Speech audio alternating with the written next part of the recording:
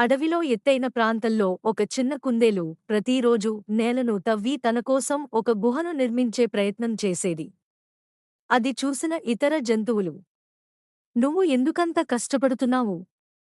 ఇప్పుడికిప్పుడు వర్షం వచ్చి అడవంతా మునిగిపోతుందా ఏంటి అని అడిగాయి. కాని ఆ చిన్న కుందేలు అవన్నీ పట్టించుకోకుండా మంచి గుహని నిర్మించుకుంటుంది. అలాగే కొంత ఆహారాన్ని కూడా గుహలో దాచుకుంటుంది. కొన్ని రోజులకి అడవిలో పెద్ద వర్షం వచ్చింది. అడవంతా నీటితో నిండిపోతుంది. ఆ జంతువులు అన్నీ వర్షములో తడుస్తూ, ఉండడానికి ఏ ఆధారం లేక బాధపడుతూ ఉంటాయి.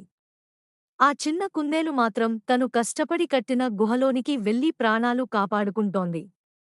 దాచుకున్న ఆహారం తింటూ అడవంతా మళ్లీ మామూలు పరిస్థితికి వచ్చేంతవరకు ఆ గుహలో హాయిగా జీవించింది. ఇతర జంతువులు ఆ కుందేలు యొక్క శ్రమ విలువ తెలుసుకున్నాయి.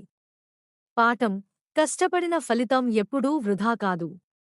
ఈ వీడియో మీకు నచ్చినట్లయితే లైక్ చేసి సబ్స్క్రైబ్ చేసుకోండి.